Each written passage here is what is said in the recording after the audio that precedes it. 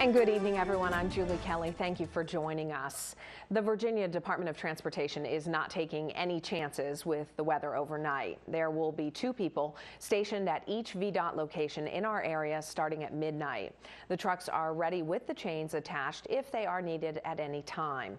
After the recent surprise snow, officials are prepared for any bad weather we might get overnight. And with so many people commuting into the D.C. metro area from here, anytime there is a chance of rain, ice, or snow, they know their morning may be a little bit tougher. TV3's Brian Kaufman spoke to commuters tonight about the precautions they take and their mindset when bad weather is in the forecast.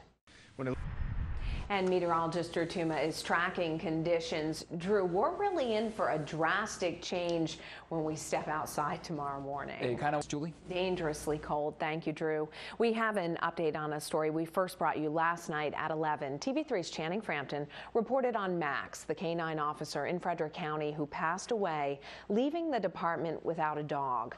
We heard from the Frederick County Sheriff today. He told us that officers with the U.S. Customs and Border Patrol saw the story on our air and got in touch with him right away.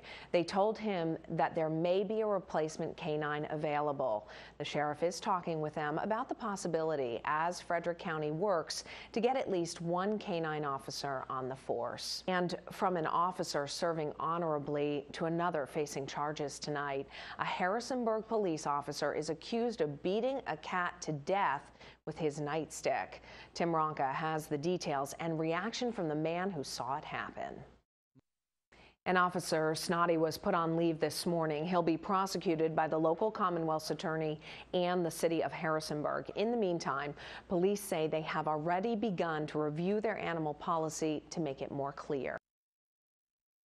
You're about to get some powerful storms, and the best thing you can do is take some precautions, get to a safe area. And can we go back to the live shot outside near the Woodstock area, just so we can give people a sense of what it does look like outside at this point? Yeah. That moving east and moving at a pretty good clip, Drew. Even if it's not a tornado, the winds, having been in Louisiana, the winds can throw things, and they can be just as dangerous even if it's not a tornado. Yeah, so you really want to take cover, get inside. One of the towns that's really about to get hit is Middletown, and we have Mayor Mark Brown on the line with us.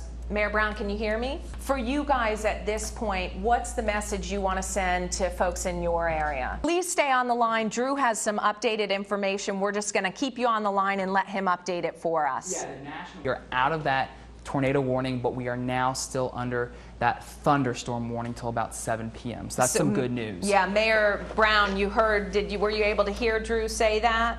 Yes, and that certainly is some good news. Yes. Yeah, a little bit of relief, I'm sure, down by you guys tonight.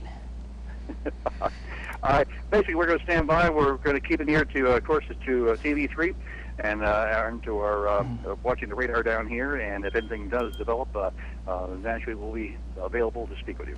Mayor Brown, we appreciate you updating us and keeping everybody down there safe, helping us to do that too.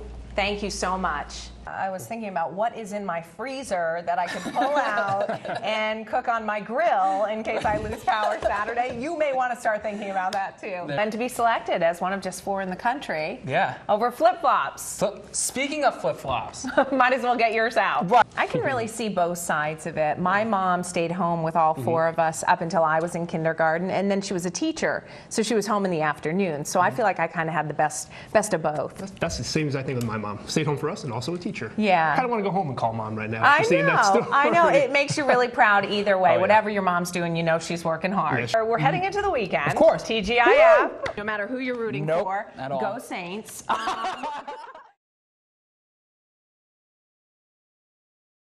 I take it as information. Considering what she discovered, Jill Donnelly, who is rather calm about it. And you can type in Virginia State Police. I search by zip code, and by zip code it will pull up all the ones in the area, and yeah, right down the street. Down this quiet street, where you might think barking dogs are the biggest problem, Donnelly Who discovered a sex offender. It's powerful to know your neighbors. Especially with a young son who loves to ride his bike.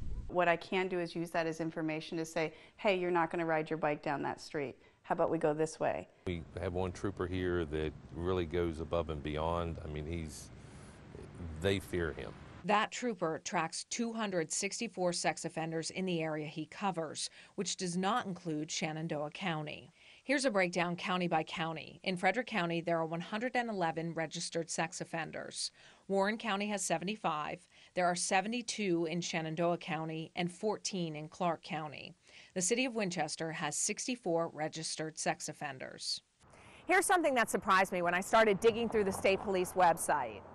No matter what house and no matter what the neighborhood, every sex offender that is registered is accounted for in your community. In other parts of the state, some sex offenders come up with a red wanted on their photo. All these are Winchester, the 22601 zip code. In the Northern Valley, every registered sex offender is accounted for. That's comforting to know. If they're a sex offender, we want to know where they're at, we want to know what they're doing, and we want to know who they're doing it with. Donnelly Hu says that kind of vigilance is just as important for the rest of us. To be an informed neighbor keeps you safe.